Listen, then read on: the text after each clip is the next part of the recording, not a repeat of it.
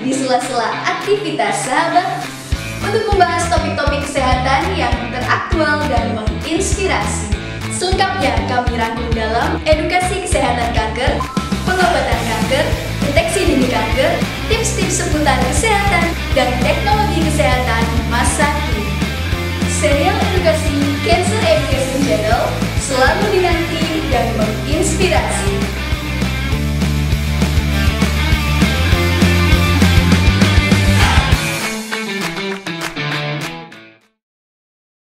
Assalamualaikum warahmatullahi wabarakatuh. Selamat pagi sahabat, selamat datang dalam acara serial edukasi Cancer Education Channel edisi Sabtu 21 November 2020. Pada kesempatan kali ini, topik yang akan kami bahas yaitu yuk ketahui persiapan pasien preoperasi yang akan disampaikan oleh narasumber kami yaitu Dr. Bara Aditya, spesialis anestesi Rumah Sakit Onkologi Solo, dan dipandu oleh moderator kami Dr. Acia Tema Malini, Dokter Umum Rumah Sakit Onkologi Solo.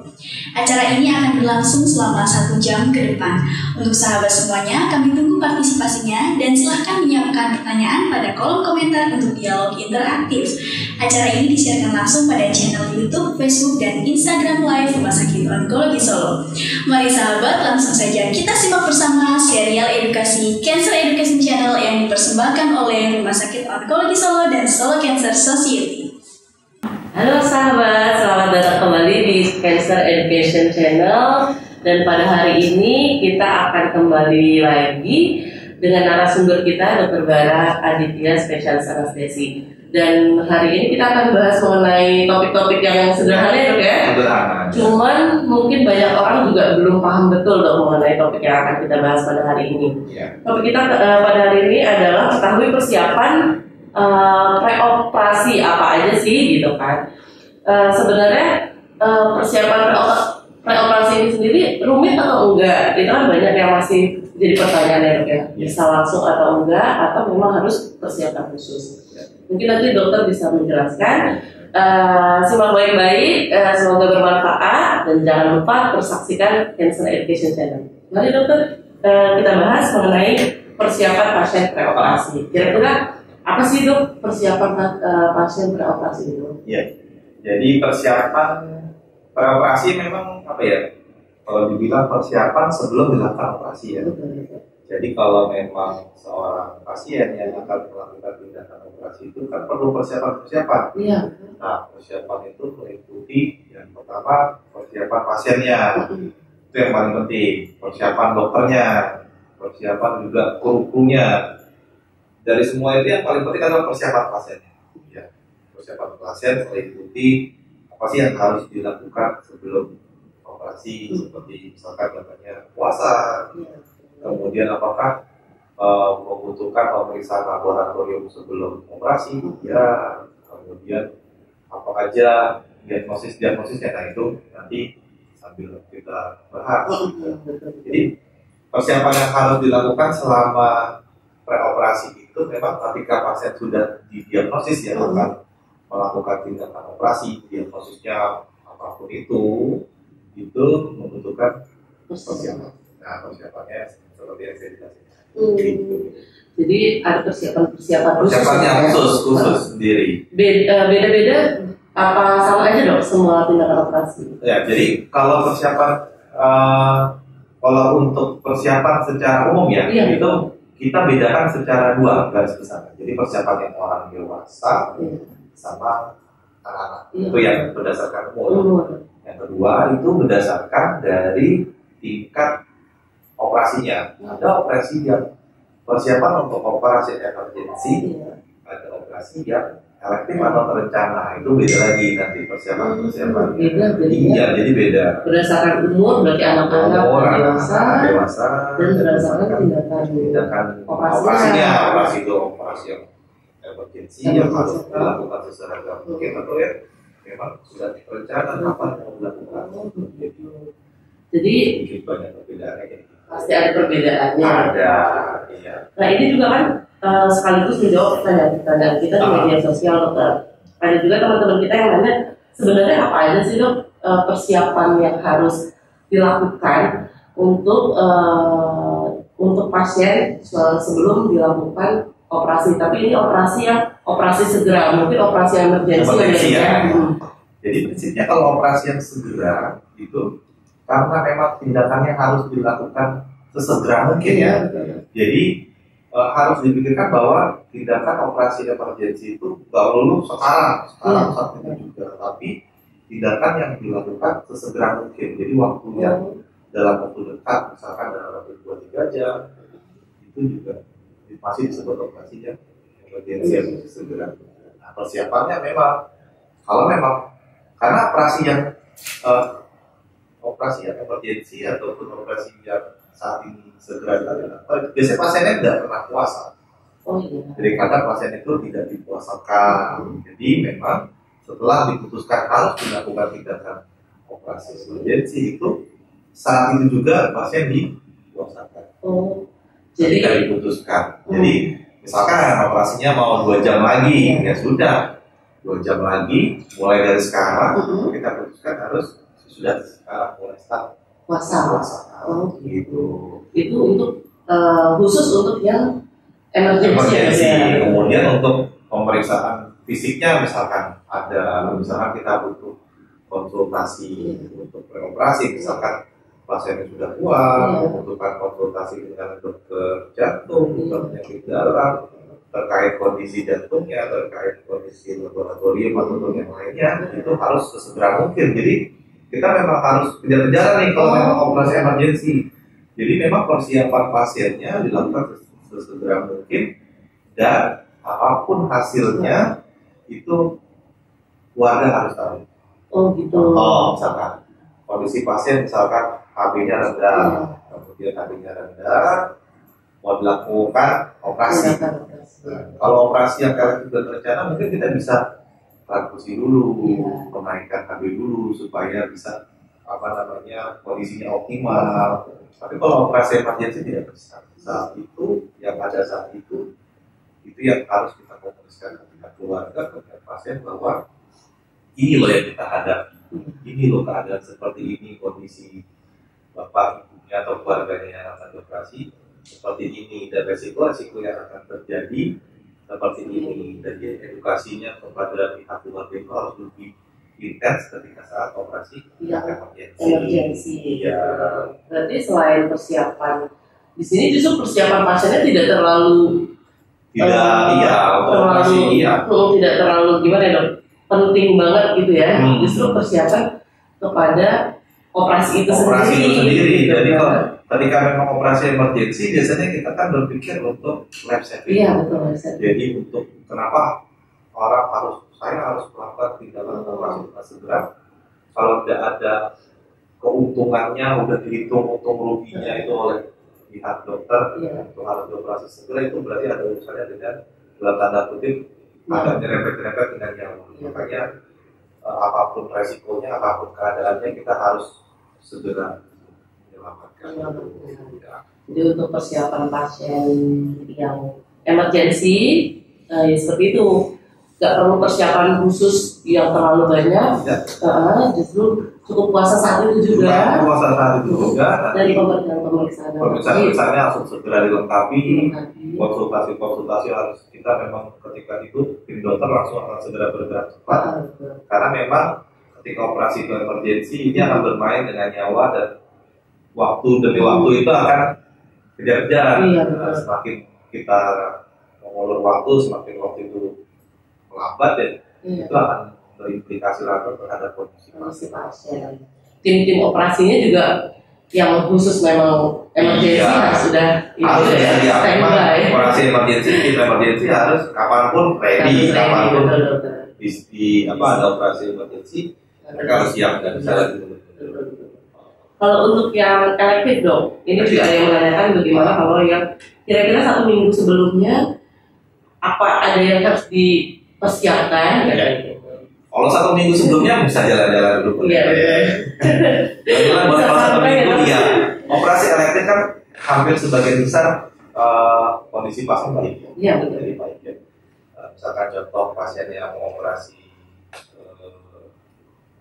telinga ataupun operasi ada benjolan di payudara, maaf ya ada benjolan di payudara, itu kan nggak mengganggu secara nyawa gitu ya. Jadi ketika dia operasi, misalkan dijadwalkan operasi minggu depan, itu persiapannya apa ya? Nggak persiapan apa-apa, ya persiapan cuma persiapan rutin. Nanti ketika malam sebelum mau operasi itu dilakukan puasa. Puasanya puasa untuk operasi, bukan puasa untuk ini kan. Iya, masyarakat di awam itu harus kita kasih tahu puasa untuk operasi ya, bukan puasa untuk ibadah gitu. Itu harus benar-benar, karena banyak ada beberapa kasus dia puasanya karena memang iya betul, karena memang edukasi kita yang kurang baik. Terus pasien juga menganggapnya oh puasa ya, karena muslim puasa ya jam segitu tahu, sudah akhirnya ini akan terjadi penundaan dulu. Walaupun memang nggak sampai kita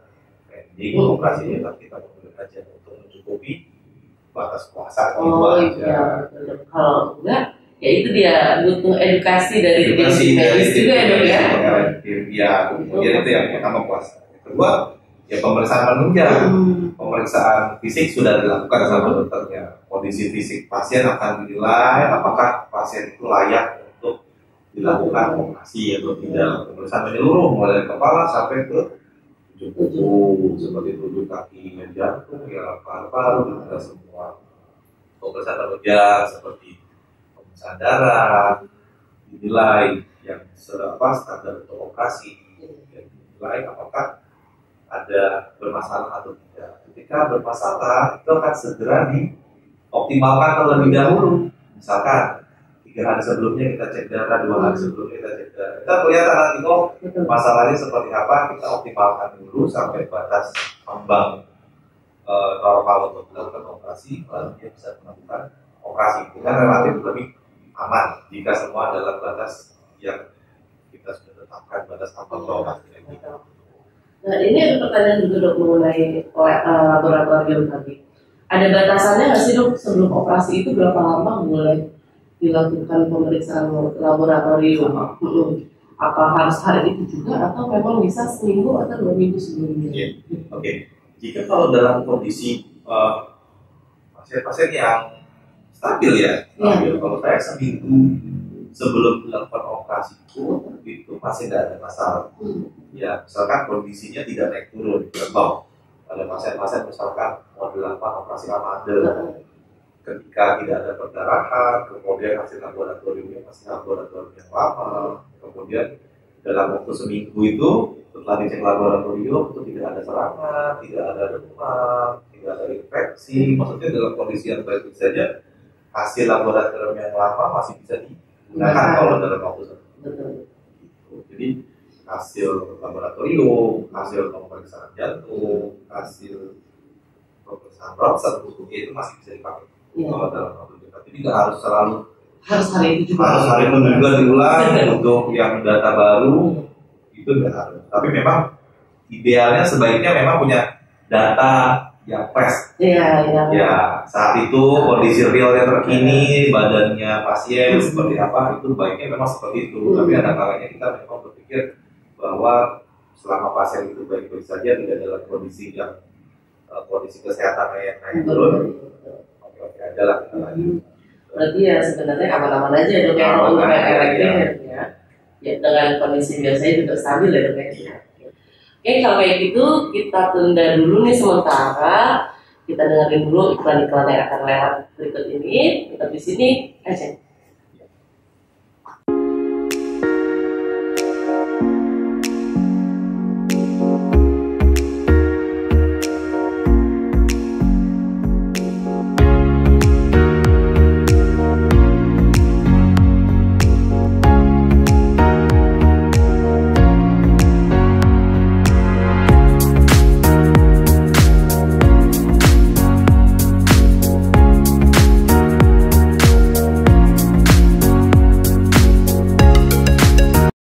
Saat pandemi COVID-19 seperti sekarang ini membuat semua aktivitasku menjadi terbatas.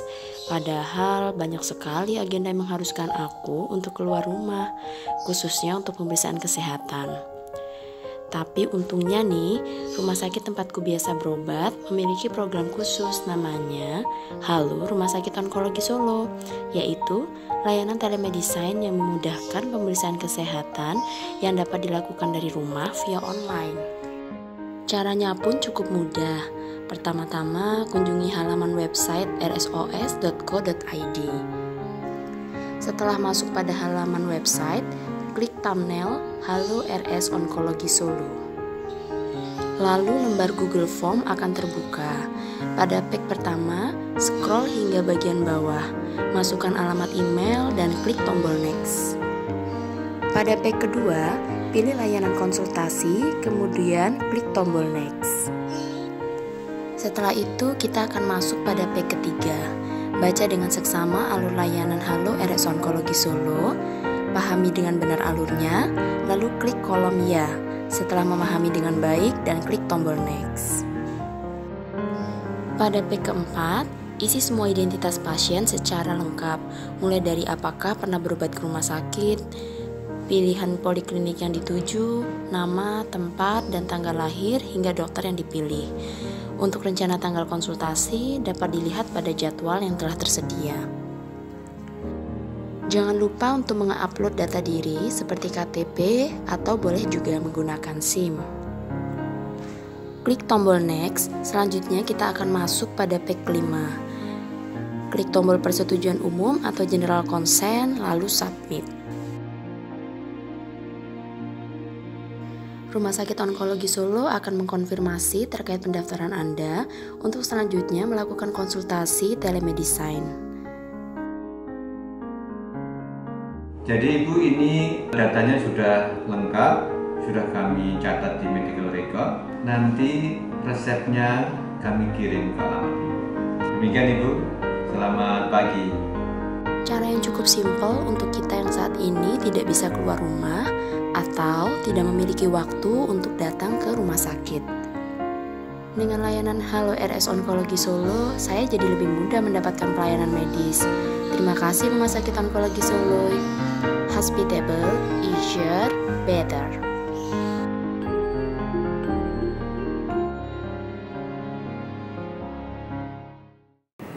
Selamat datang kembali di Cancer Education Channel.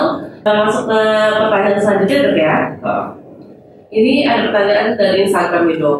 Tadi kan kita bahas mengenai persiapan operasi puasa ya, Dok ya.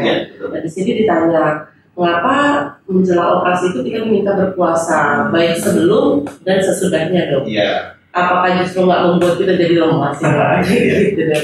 Itu bercandaan orang di kamar operasi tetap puasa jadi lepas gitu.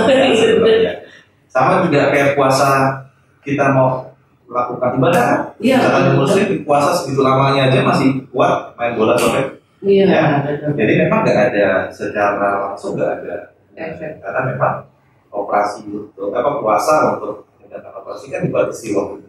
Ya, rata-rata untuk orang dewasa itu sekitar 6 jam sebelum dilakukan tindakan. Ya, itu rata-rata puasa makan dan puasa minum.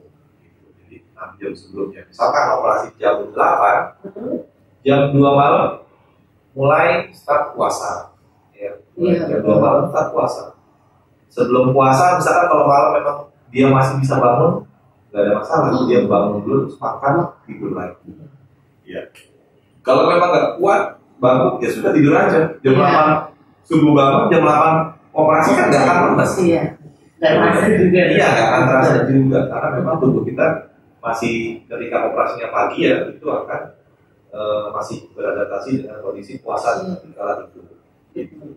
Jadi nggak bikin tambah lemes tuh.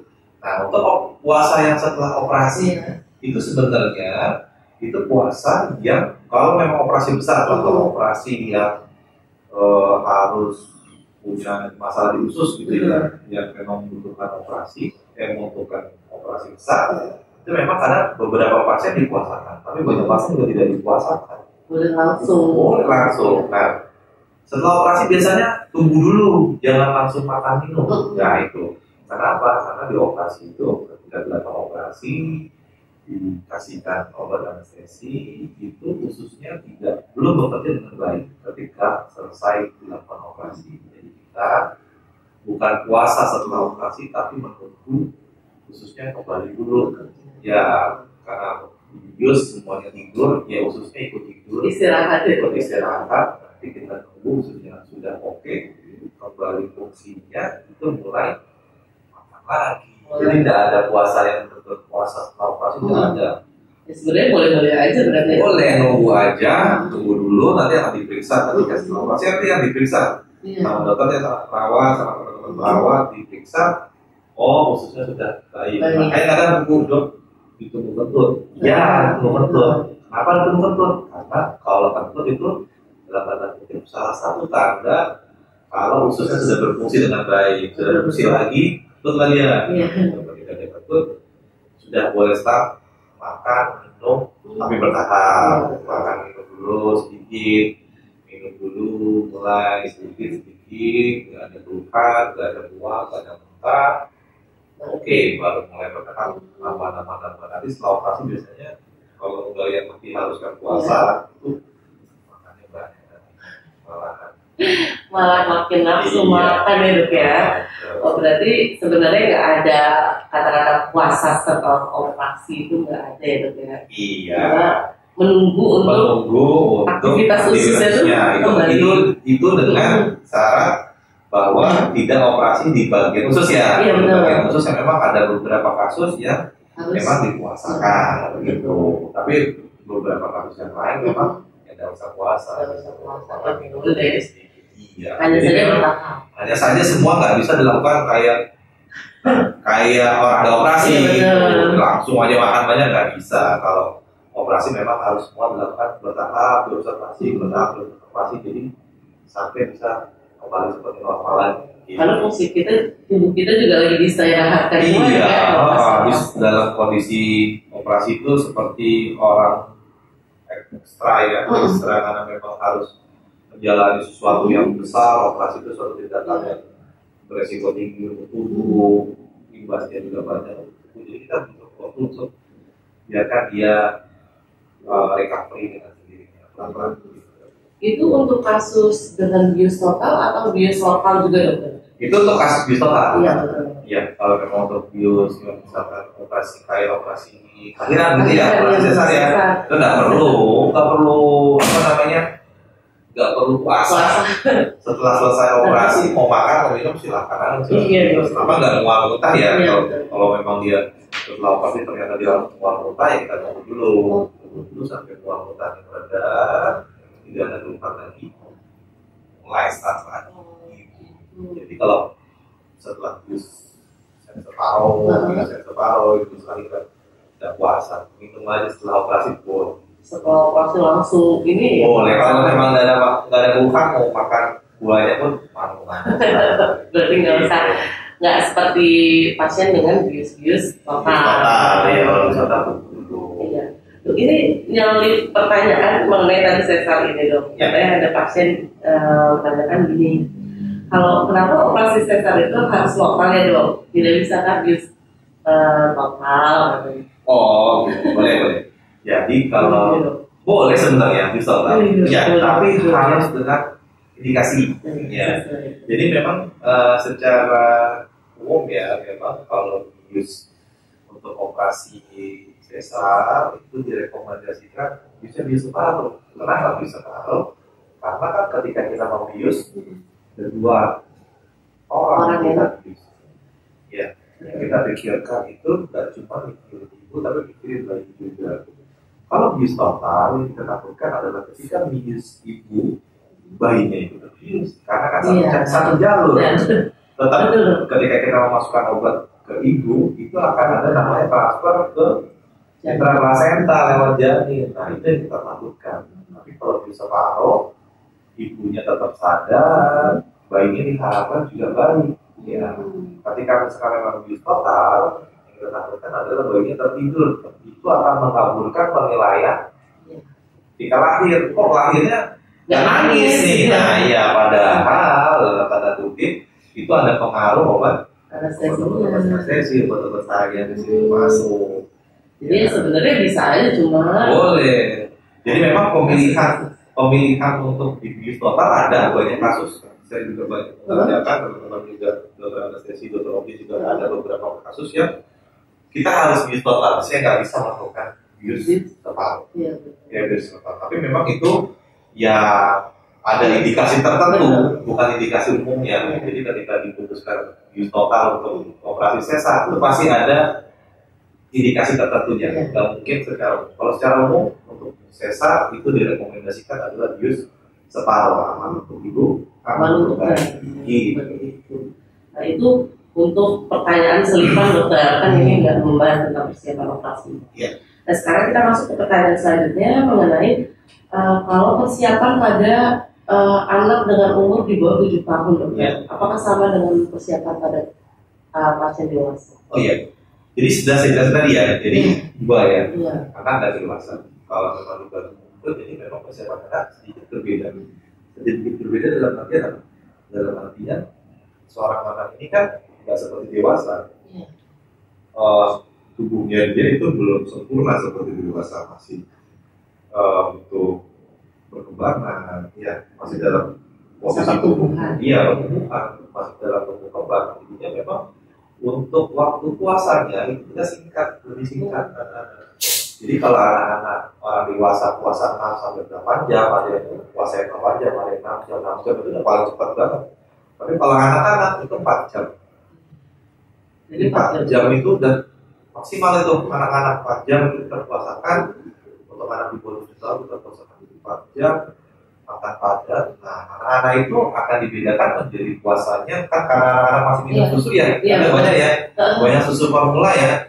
Nah, susu formula itu selain ASI, jadi kalau ASI susu dibagi dua, susu formula dan ASI itu beda. Kalau anaknya minum susu formula itu dianggap seperti makan padat. Oh, jadi tetap puasanya. Iya, puasanya jadi lebih lama. Iya, betul sekali. Jadi puasanya sekitar 4 sampai 6 jam. Tapi kalau puasanya yang ASI itu bisa lebih cepat, bisa 2 sampai 4 jam. Gitu. Berarti misalkan ada bayi-bayi baru lahir sampai 2 tahun ya dok ya? Iya, kan masih ya. Itu cukup 2 sampai 4 jam aja? 2 sampai 4 jam. Jadi kalau bayi baru lahir, kalau saya ambil cut point-nya, kalau memang dia masih ASI, udah 4 jam maksimal. Iya.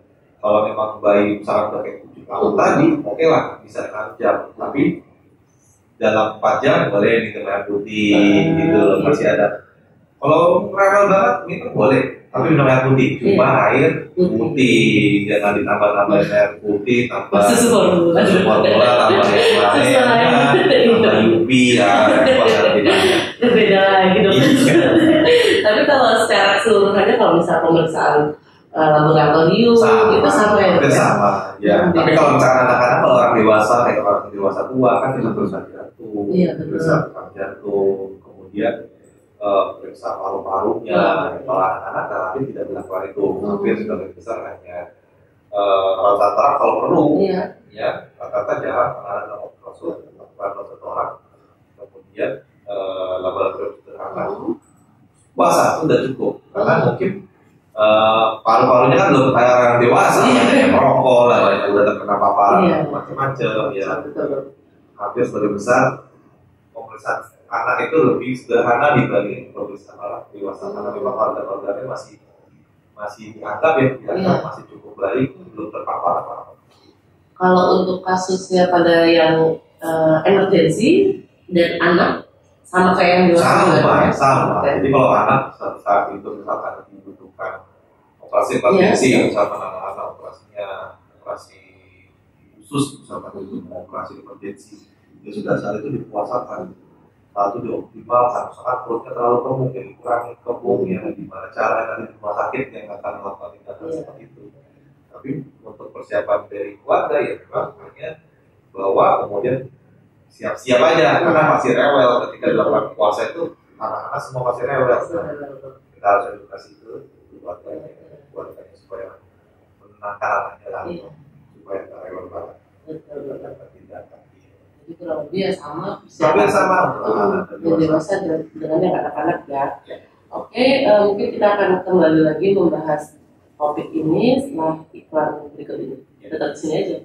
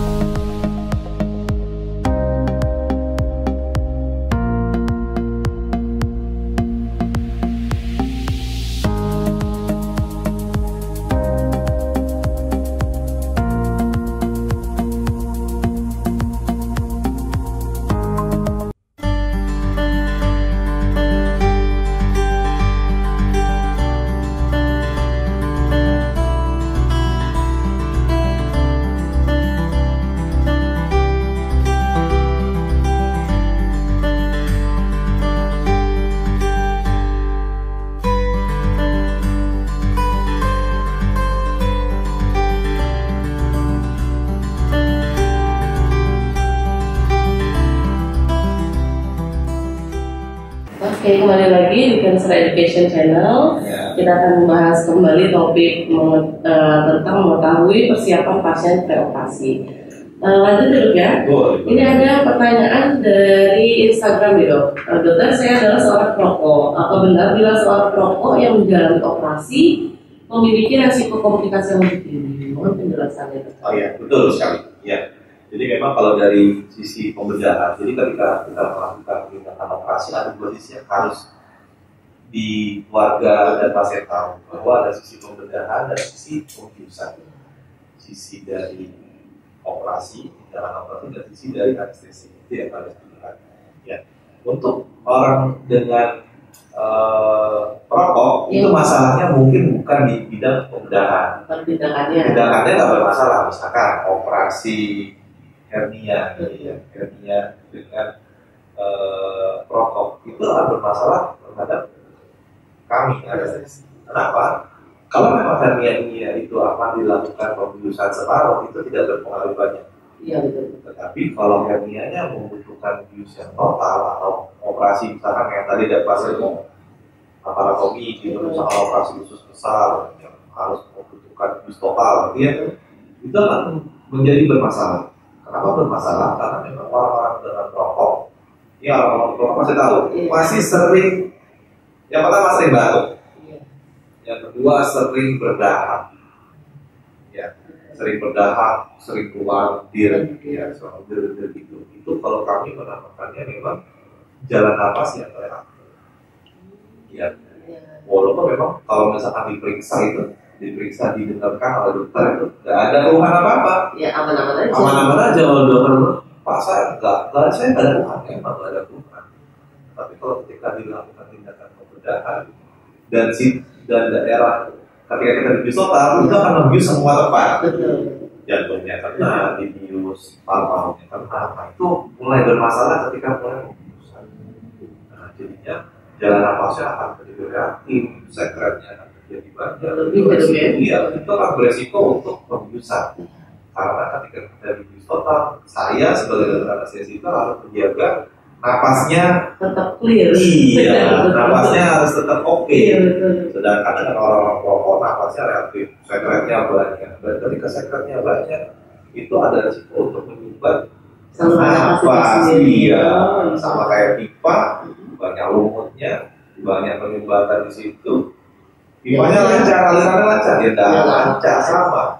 Jalan napas sama, kalau banyak sekret, banyak dahak, itu akan menyumbat. Yang berisiko siapa? Berisiko pasien. Iya betul. Ya, jadi kalau akomodasi yang untuk persiapan, untuk kategori persiapan, kalau orang dengan perokok dan operasinya itu dijadwalkan misalkan, panjenengan akan operasi 1 minggu lagi gitu ya, 1 minggu lagi mau operasi, ya sebaiknya ketika dibutuhkan operasi stop dulu deh rokok. Kalau memang nggak bisa berhenti total ya, minimal menjelang sebelum operasi itu di stop. Kenapa? Stop supaya jalan napasnya ini yang biasa terpapar nih asap rokok, biasa kena asap rokok itu bisa balik lagi lah. Jalan napas tuh ada kayak apa ya? Silia kayak jalan-jalan bulu-bulu gitu ya. Bulu-bulu itu sangat halus, sangat kecil sekali nggak kelihatan. Itu bisa bergerak lagi dengan normal, dengan tidak dipaparkan secara terus-terusan sama seperti lagi seperti normal. Sekretnya akan keluar yang lama-lama, nah yang baru-baru dia akan keluar lagi. Itu membutuhkan waktu. Jadi minimal kalau memang rokok, kalau memang operasinya rencana 1 minggu lagi, ya tetap stop dulu rokoknya. Buat siapa? Bukan buat suami, buat dokter, untuk pasiennya. Untuk pasiennya yang akan menjalani operasi itu akan jauh lebih aman. Jadi sebenarnya itu dia kenapa yang perokok itu ya baiknya memang tidak merokok. Ya, untuk menjelang operasi ya kan sementara diberhentikan dulu ya dulu. Mengurangi komplikasi. Iya, komplikasi ketika selama dilakukan operasi.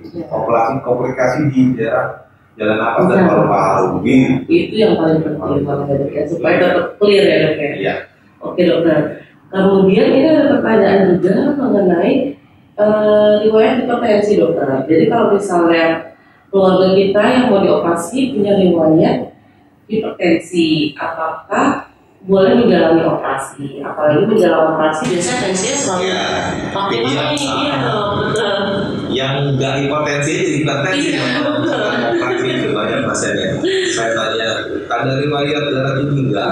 Tapi di monitor tensinya udah tinggi. Ya.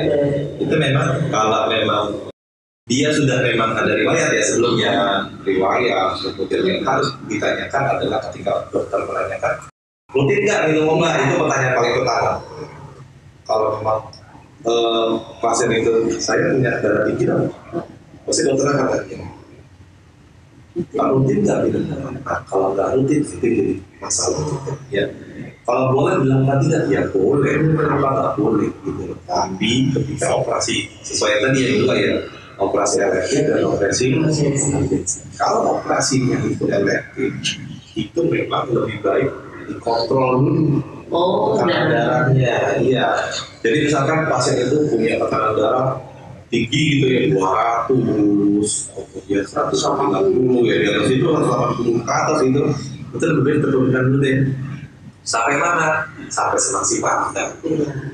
Sampai terkontrol. Sangat terkontrol lagi. Saya udah dikasih obat sama dokter ya penyakit dalam sama dokter jantung itu maksimal di 130 ya sudah 130 gitu. Jadi maksimal ya pasien itu bisa berespon dengan baik, semaksimal itulah kita menjadi batasannya. Namanya juga elektif ya dok ya? Iya, jadi kalau elektif memang sebaiknya kondisinya optimal. Kalau operasi emergensi mau tensinya 200, saya akan tetap maju karena urusannya lagi karena yang lab saving dan jadi saya akan segera memberikan obat saat itu juga untuk menurunkan tekanan darahnya semaksimal sama. Cuma ketika tubuh itu yang harus dipikirkan bahwa sesuatu yang dilakukan instan akan berbeda hasilnya untuk tubuh dengan sesuatu yang dilakukan secara bertahap. Kemudian berat badan instan langsung turun masih naik lagi. Tapi kalau bertahap step by step itu jauh kan lebih baik untuk semuanya. Sama hipertensi itu kalau terkontrol dengan baik diturunnya step by step turun terkontrol dengan baik jauh lebih baik dibandingin tensi yang dari 200 saya turunkan harus jadi 140 130 itu pasti ada indikasi terhadap hasil. Iya betul, pasti ada efeknya juga ya, kayak bisa ini langsung. Iya. Nah ini ada pertanyaan lain tentang apakah sebelum operasi itu ada nggak sih obat-obat apa saja tidak boleh dikonsumsi di dalam operasi? Ya, oke. Jadi kalau obat-obat yang harus dihindari ya di operasi itu sebenarnya tidak ada yang spesifik. Tergantung kasusnya. Ya, ada beberapa yang akan dokter, ini boleh lanjut, ini stop dulu. Nah itu akan tergantung jenis operasinya nanti. Ya, makanya kalau dibilang ada, kan yang khusus ada obat khusus yang akan diteruskan, ada obat yang di stop dulu. Gitu. Jadi saya nggak bisa bilang obatnya apa, penyakitnya apa, karena nanti misalkan operasinya mau operasi sesar gitu ya, obat ini boleh dilanjutkan, tapi untuk obat ini tidak boleh, tapi untuk operasi yang lain, oh ini boleh. Nah itu menjadi variasinya tergantung jenis operasi, tergantung pasien dan kondisinya saat itu. Berarti memang obat-obatan yang sebelum operasi yang memang dia konsumsi itu baiknya ditanyakan ke dokter langsung. Ya baiknya dari pihak pasien, pihak keluarga informasikan bahwa dok saya nih minum obat A, obat B, obat C, kira-kira gimana dok untuk saya operasi besok, apakah dilanjutkan, apakah di-stop dulu atau seperti apa. Nah itu sebaiknya dikomunikasikan dan misalnya bahwa jangan ditutupi. Ya ketika panjenengan semua itu yang materi, oh saya takutin aja nih, biar nggak tahu gitu loh. Daripada tetap yang nggak boleh adalah nanti kalau tak ngomongin dokternya akan macam-macam itu pemikirannya. Jangan, lebih baik kita memberikan informasi yang tetap, informasi yang lengkap supaya dokter-dokter itu bisa menganalisis dengan baik. Ya jadi kalau misalkan ternyata dengan punya sakitnya, misalkan punya sakitnya macam-macam gitu ya, ini pahitnya yang punya sakit macam-macam. Nah, dokter bisa memilihkan teknik operasi yang terbaik untuk dokter anestesi bisa memilihkan untuk teknik pembiusan obat-obat yang terbaik untuk kondisi patologi yang pernah menyembunyikan kondisi pendidikan kepada dokter. Jadi lebih baik menjelaskan secara detail baik kondisi fisik maupun obat-obatan yang dikonsumsi juga ya, termasuk salah satunya. Jadi kita tahu persis kondisi menjelang operasi itu seperti apa, dan bahkan ketika operasi kita juga bisa ibaratnya bisa wanti-wanti ya dok ya, gimana nih? Jadi saya udah punya ini rambu-rambunya, ada lampu merah ya, ada plan A, plan B, plan C. Ketika pasiennya menderita ini, nanti obatnya nggak boleh ini ya, saya udah mulai ada warning ya, gitu. Jadi ibaratnya kita juga bisa mempersiapkan. Iya, harus dikomunikasikan secara langsung ke kami, itu yang penting untuk beroperasi, bahwa edukasi komunikasi yang lancar dari pasien ke informasi yang lengkap ke kita juga, ke pihak medis, ke dokter, ke teman-teman perawat juga, itu penting gitu. Itu memudahkan semuanya. Pasti memudahkan untuk yang dioperasi, itu yang paling penting. Betul sekali. Nah, oke, ini mungkin ada beberapa lagi yang akan kita bahas, pertanyaan juga sedikit lagi yang akan kita jawab. Jangan kemana-mana, tetap di sini. Akhir-akhir ini jumlah penderita COVID-19 di Indonesia semakin meningkat. Hal terbaik yang bisa kita lakukan adalah mencegah penyebaran dengan selalu memeriksakan diri secara dini. Berdasarkan info dari pemerintah, sebaiknya kita melakukan rapid test. Sepertinya ini iklan yang aku butuhkan. Pemeriksaan rapid test Rumah Sakit Onkologi Solo, jam layanan Senin sampai Sabtu, aman, akurat, cepat, dan terbebas dari resiko infeksi. Sebaiknya aku segera mendaftarkan diri. Pertama, buka link pendaftaran, lalu masuk ke aplikasi WhatsApp. Isi data diri, foto KTP, dan bukti transfer. Tunggu hingga petugas memberikan konfirmasi jadwal pemeriksaan. Selanjutnya, siap menuju lokasi rapid test drive-thru di depan UGD Rumah Sakit Onkologi Solo. Alamatnya di Jalan Siwalan nomor 37 Kerten, Laweyan, Surakarta. Selamat siang Ibu, selamat datang di pemeriksaan rapid test RS Onkologi Solo. Mohon maaf, bisa menunjukkan kartu identitasnya? Siang Mbak, ini Mbak. Baik, dengan Ibu Farida. Untuk pemeriksaan paket 1 ya Bu? Iya benar. Sekarang kita lakukan pemeriksaannya ya Bu. Masukkan tangannya ke dalam chamber. Baik. Mohon maaf, sakit sedikit ya Bu.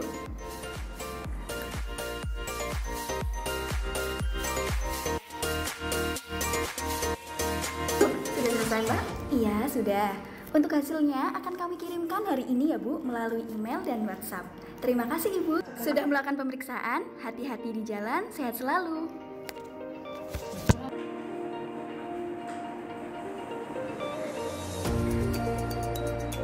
Wah, ini hasilnya sudah jadi. Cepat sekali.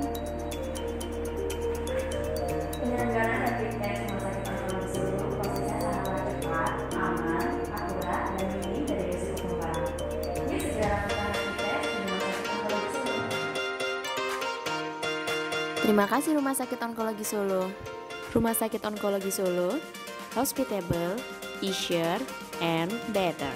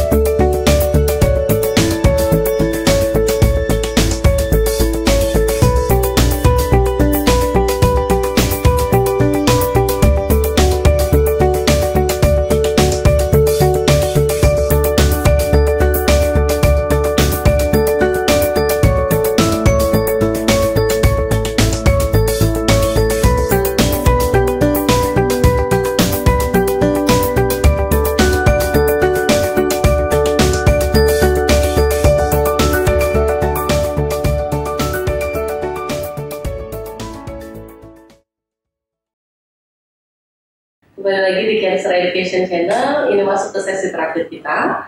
Mungkin tadi kita bahas mengenai pre-operasinya ya. Sekarang kita akan bahas mengenai sedikit tentang pemulihannya dokter. Jadi ini ada pertanyaan dari YouTube. Dok, berapa lama proses untuk pemulihan pasca operasi? Ya kembali lagi ya sama pertanyaan yang tadi tergantung jenis operasinya. Ya, kalau memang pemulihan operasi sederhana, operasi yang relatif kecil ya cepet aja. Tapi kalau memang operasinya operasi besar itu memang membutuhkan waktu pemulihan. Ya, kalau untuk operasi besar rata-rata 2-3 hari itu paling cepat ya. Paling cepat 3 hari baru mulai recovery-nya baik. Ya, tapi kalau untuk operasi yang sederhana ya 1 hari itu setelah operasi ya. Iya. Mungkin yang nyeri, kalau nyerinya masih ada. Kalau nyerinya masih ada, ya karena memang proses penyembuhannya sesuatu yang kita lakukan di situ kan di operasi butuh waktu untuk penyembuhan. Nah, selama proses penyembuhan itu nyeri akan tetap ada. Nyeri akan tetap dilakukan tindakan pemberian obat-obatan untuk mengurangi rasanya mengurangi ya, menghilangkan karena menghilangkan nyeri itu sangat sulit. Mengurangi rasa nyeri ya supaya kualitas ya. Jadi ketika pasiennya sudah nyerinya berkurang, itu dia bisa mulai aktivitas, mulai mobilisasi, mulai hari pertama misalkan dia gerak lari, tidur aja gitu. Hari kedua kan biasanya sudah mulai ada program untuk miring kanan kiri, mulai duduk, mulai toilet training, mulai ke toilet. Nah, itu biasanya nyerinya akan hebat di sini. Ya. Selain hari pertama itu nyeri paling hebat adalah hari pertama. Dari 24 jam itu puncak nyerinya ketika operasi. Jadi ketika nyerinya dikontrol, bisa mulai mobilisasi dengan cepat, itu lebih cepat pemulihan juga untuk pasien itu.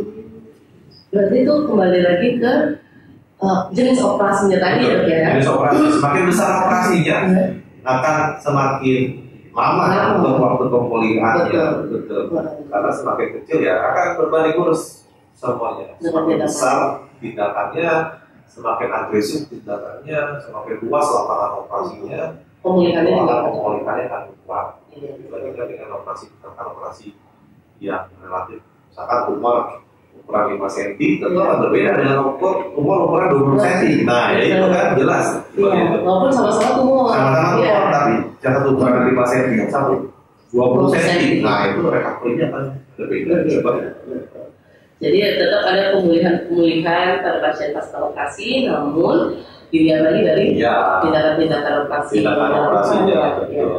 Kemudian untuk misalkan pada pasien-pasien yang tua, sudah berumur, juga memang selain kondisi berbeda lah.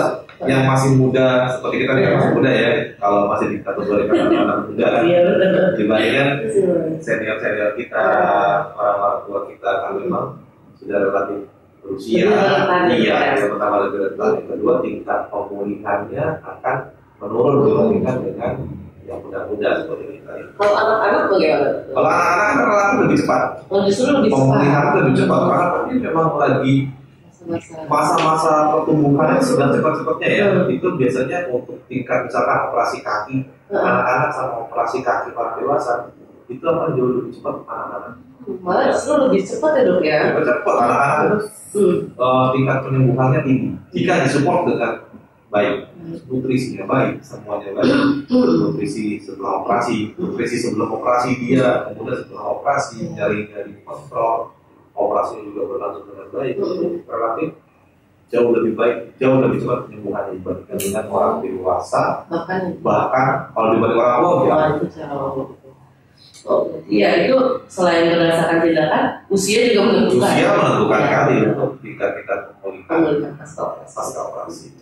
Yang terakhir nih dok, ini sebenarnya pertanyaan paling sering kalau pasien-pasien setelah operasi. Dok, setelah menjalani operasi, apakah kita boleh mengkonsumsi semua makanan? Atau ada makanan tertentu yang tidak boleh dikonsumsi atau pantangan? Oh iya, kalau makanan ada, yang nggak boleh makanan yang haram. Kalau muslim nggak boleh makanan yang haram. Mau operasi nggak boleh. Ya.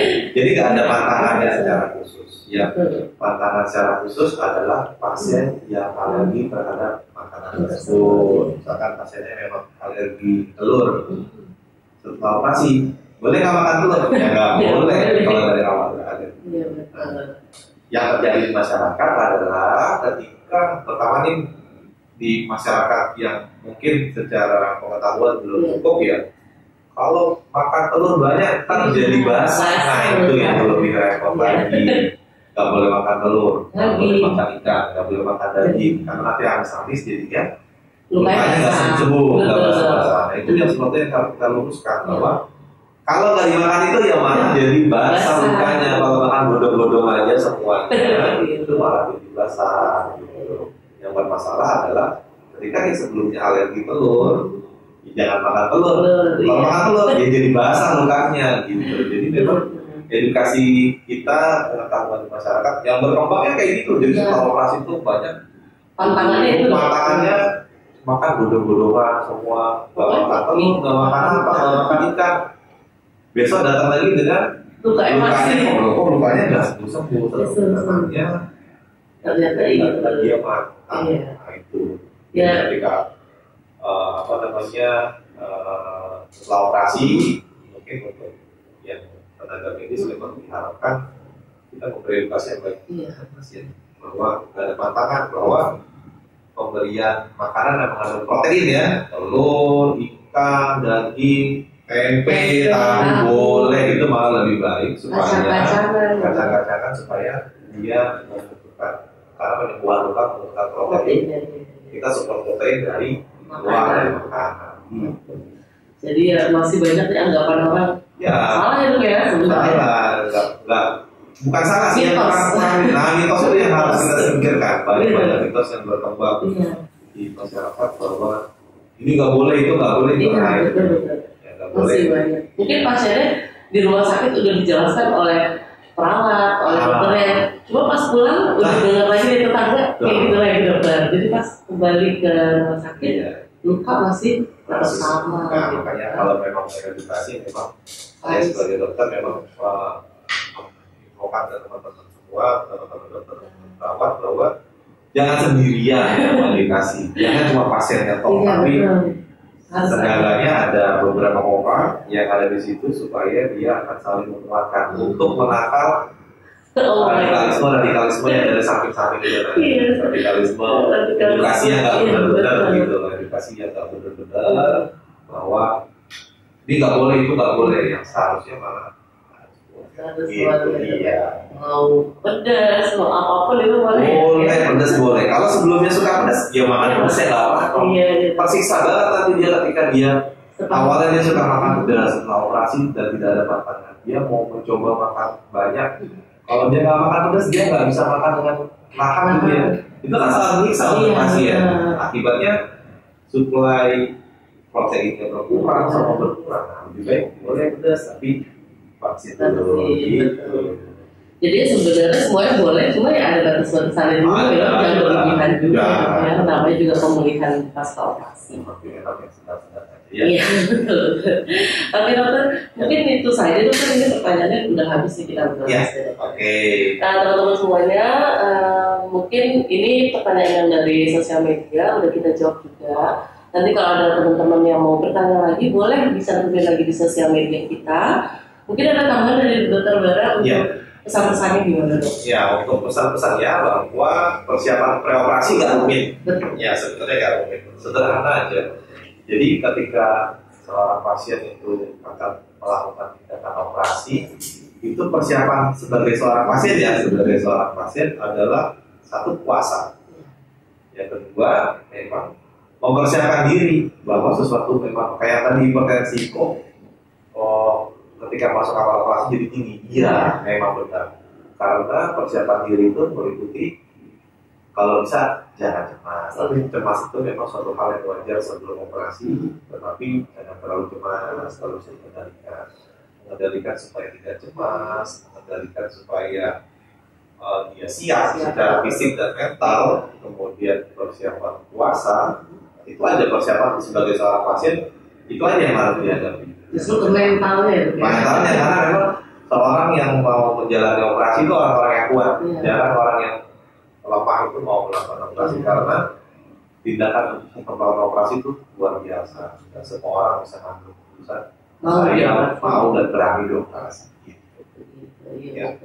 Ada kabar lagi nggak dok kira-kira? Nah ini itu aja. Jangan ya. Bermanfaat. Ya, amin. Semoga ini juga jadi pembelajaran buat kita semua. Nanti kita akan bahas topik-topik yang menarik lagi di sesi Cancer Education channel selanjutnya. Terima kasih Dr. Bara sudah bergabung. Terima kasih teman-teman sudah menyaksikan. Semoga bermanfaat. Wassalamualaikum warahmatullahi wabarakatuh.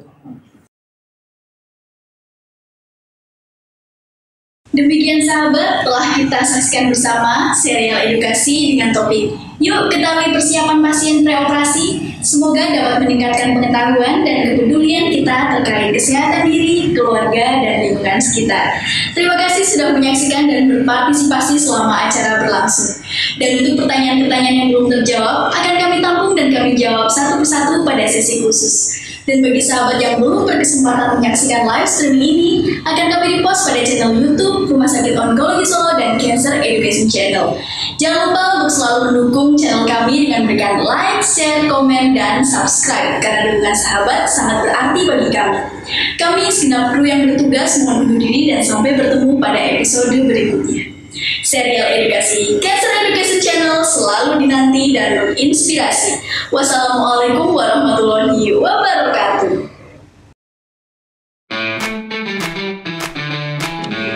Serial edukasi Cancer Education Channel hadir di sela-sela aktivitas sahabat untuk membahas topik-topik kesehatan yang teraktual dan menginspirasi.